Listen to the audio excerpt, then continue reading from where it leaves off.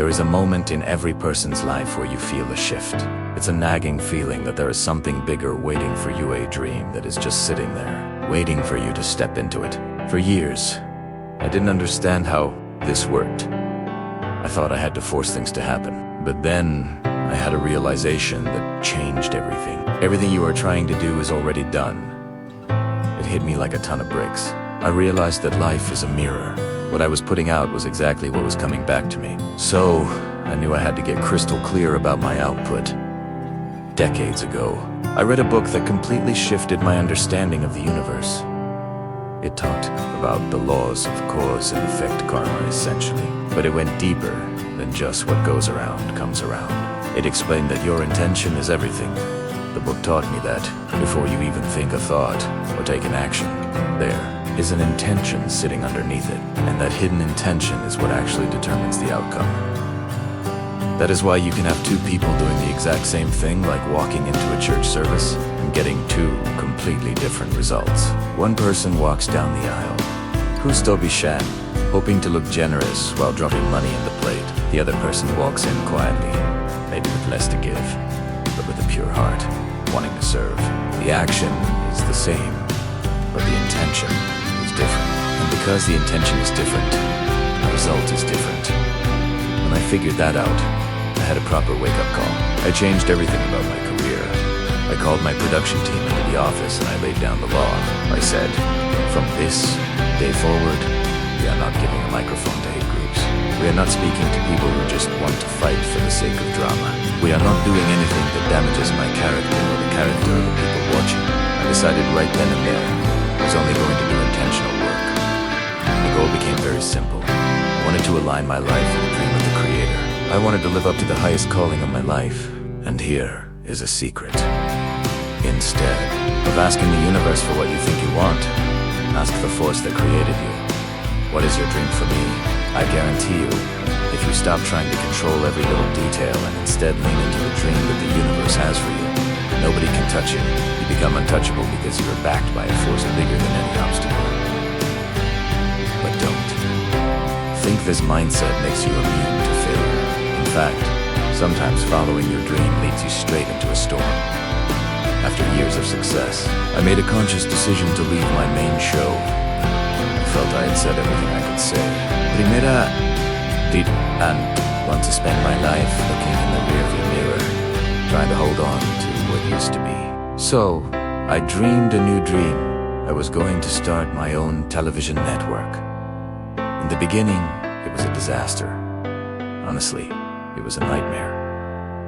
I didn't know what I was doing. I was trying to figure it out on the fly. I assumed my old audience would just follow me over. But I didn't realize half of them didn't even have the right cable package to see me. It took me a long time to find my feet. And unlike most people who get to make their mistakes in private, my failures were headline news. Every stumble I made was scrolling across the bottom of the news screen for the whole world to see. People whispered that I had lost my touch. They said I had made a mistake. But even in the climb, when things looked their worst, there were people who stood by me. One friend in particular came to me, a brilliant writer and director, and said, "I'm going to help you out." He knew how to create magic on a budget. He could write, direct, and shoot a script for a fraction of the cost of anyone else in the industry. So we started building brick by brick. We started with scripted dramas, telling stories that mattered. At first, the critics told me I couldn't do it. They said I didn't have the money or the know-how, but I dreamt. New dream. I held on to an ancient verse that I kept in my heart. Those who trust in their riches will fall, but the righteous will rise and thrive like a green leaf. I didn't focus on the noise. I focused on the intention. My intention was to serve, to uplift, and to tell the truth. Because that foundation was solid, eventually, the storm passed. The network grew, the audience found us, and that is the lesson. Your life is huge. It is grand. Don't waste it trying to live someone else's life or chasing power and territory. That isn't yours. You are the captain of your own soul. If you manage your own territory, you clean up your own intentions, the opportunities that are waiting for you are limitless. So ask yourself today, What is your true intention? Big couch. Once you fix that, the outcome will take care of itself. And in that type of building, while I was waiting for the leaves to turn green, I started to notice something profound about human nature. Have you ever looked around a room and realized that the loudest person there is usually the weakest? They are always talking, always trying to prove a point, always chasing a bit of validation. But the strongest person, the one who actually holds the power, they are the one moving in silence. I learned very quickly that life has a funny way of giving you exactly what you need. But only if you learn to sit still. Only if you learn to shut up and trust the process. Because the moment you stop forcing things, the moment you stop begging for attention, explaining yourself to people who are committed to misunderstanding you, that is when life starts working in your favor. The right things start to turn. And all you had to do was stay silent and let it unfold. See, silence isn't just about not speaking. It is a form of awareness. It's a weapon. The moment you resist the urge to defend yourself or prove your worth to people who don't deserve your energy, you take back control. You start listening not just to the words people say, but to the energy in the room. You start to spot the hidden motives. Most people are terrified of silence. They talk because they are scared that if they stop, they'll become invisible. They think being loud makes them look strong. But true strength isn't about volume. It's about restraint. Think about the leaders you actually admire. They don't waste words. They don't fill the air with meaningless chatter or empty promises. When they speak, people listen. Why? Because their words carry weight. And that weight comes from intention. When you stop talking, you start seeing the board. It's like a chess game. The amateur player announces every move, bragging about their strategy. The master sits in silence, reading the opponent, waiting for the perfect moment to strike. That is how you have to move. If you are always broadcasting your plans, you are exposing your weaknesses. You are giving people the ammunition to doubt you or block you. But the person who stays quiet, they are unpredictable, and that makes them dangerous in the best possible way.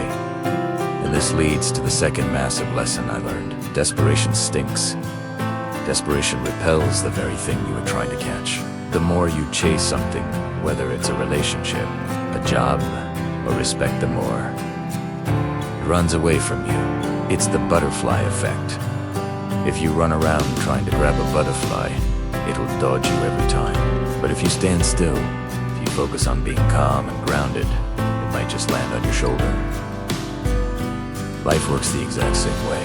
When you are constantly initiating every text, making every call, trying to prove you are worthy of love, you are telling the world, I don't value myself, so please value me.